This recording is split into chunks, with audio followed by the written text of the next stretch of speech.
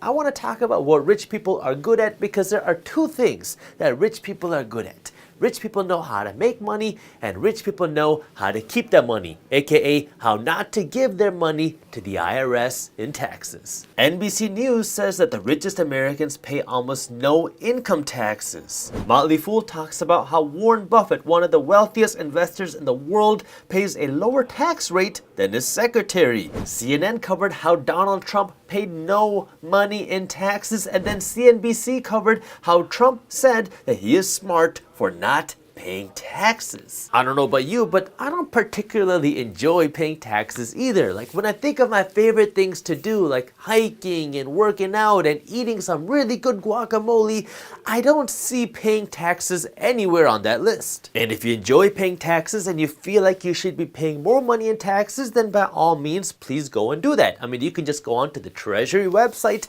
and you can donate some more of your money to the Treasury Department. That way, if you're not paying enough money in taxes, you can just donate this extra money to the government and the IRS. I'm an attorney. I'm not your attorney, but what I want to do today is I want to go over 7 ways that you can legally, keyword, legally pay less money in taxes and maybe even not pay any money in taxes. That way you can do what rich people do and keep more money in your pocket. So let's start with number 1. But before we jump into that, I need you to do me a quick favor and smash the thumbs up button below. And if you haven't yet, be sure to join my private Discord. I call it the Guac Talk community because, as we all know, extra guac is truly a symbol of extra wealth. And in this community, you can chat about all things minority mindset, the stock market, the real estate market, the cryptocurrency market, entrepreneurship, and all things building wealth. So if you want to check out my Discord community, you can join it for free by clicking that button in the description below. The first thing you can do to no longer pay so much money in taxes is to stop earning money.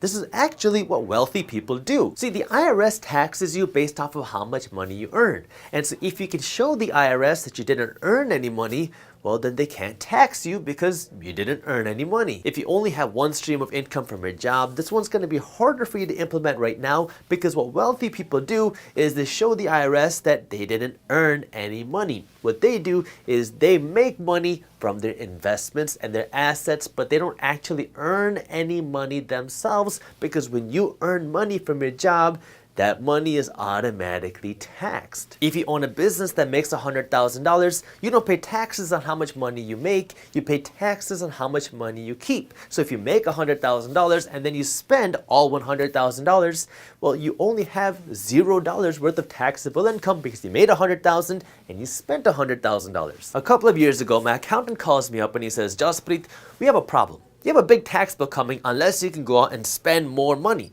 So I had to figure out how I could spend $300,000 in the most effective way possible in my business. That way I'd have a smaller tax bill at the end of the year. Now, if you have a business, you don't want to just spend the money to spend it because then that's just like throwing the money in the garbage. Yeah, you'd have to pay some of that money in taxes, but it'd be better to spend some of the money in taxes and keep the rest of it than just taking all of that money and throwing it in the garbage. So now what you're trying to do is you're trying to figure out how do you take this money, spend it, but grow the business. That way now your business is worth more money and it's going to make more money in the future. That way you don't have to spend that money in taxes, because if you don't spend that money, then half of it is going to go to the IRS. But if you can spend that money and make more money in the future, well, now you're using that money to invest in yourself and make more money instead of giving it to the IRS. So I spent it on things like consultants and classes and advertising and marketing. That way now I'm spending the money. That way I don't have to pay as much money in taxes, but I'm spending it in a way that's going to benefit the business in the long run. That way I can make more money in the long run. And this is the same reason why you see so many YouTubers making so many videos at the end of the year, because they're trying to capitalize on all the advertising revenue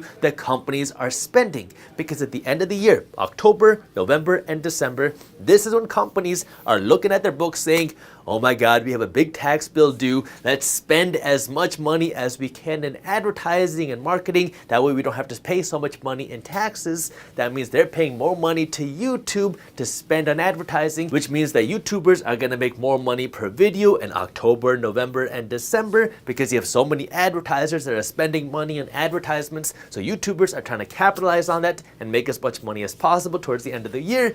And then comes January, February, and March, and now all these companies movies run out of money and they're not spending any money on advertisements, and now YouTubers are struggling to make any money in January, February, and March. The second way that you can avoid, not evade, but legally avoid paying taxes is by using debt strategically. Elon Musk really demonstrated how this works back in 2021 because he ran a Twitter poll to his followers asking if he should sell his stock. Now, while that seemed like a harmless tweet, he actually had a hidden agenda behind that tweet. Elon Musk doesn't pay any taxes. And the reason why he doesn't pay any taxes is because of what I said in number 1. He doesn't earn any money. He doesn't take a salary out of his company, and because he doesn't earn any money, he doesn't have to pay any taxes, even though he's one of the wealthiest people in the world. Well, back in 2012, Elon Musk was awarded something like 22 million stock options for Tesla stock that he would receive in 2021.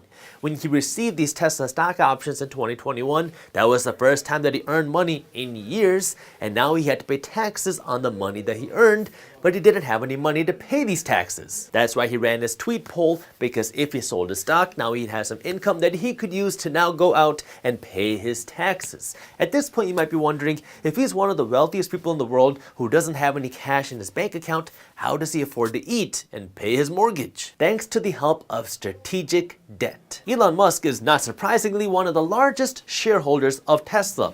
And so when he starts getting his options or shares of Tesla at $6 a share, and the price of Tesla goes up to $1,000 a share, he has a lot of money on paper because his share prices have gone up from $6 to $1,000. Now, he doesn't actually get that money in his bank account unless he sells these shares, but if he sells these shares, then he has to pay taxes on these shares. So what he does instead is he borrows against these shares. He takes out debt.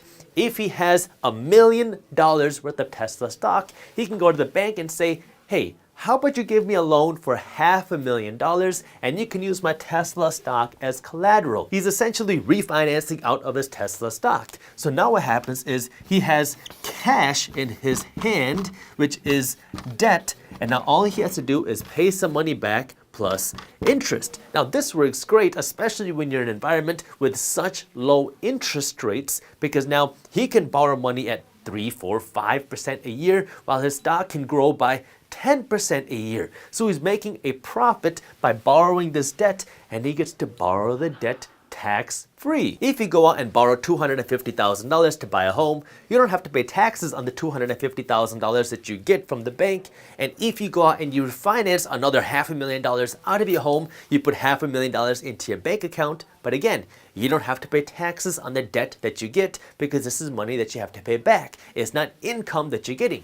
So when Elon Musk takes debt out against his Tesla shares, he gets this cash into his pocket debt-free. He can pay some of the money back and interest, but the value of his stock keeps going up, so he can just borrow more if he needs more money. This is a strategy that a lot of wealthy people use, where you own assets and then the value of your assets go up. When they go up, now you can borrow against your assets. You take this debt, which is now tax-free in your pocket, and you can live off of this money. You can spend this money. You can live your life.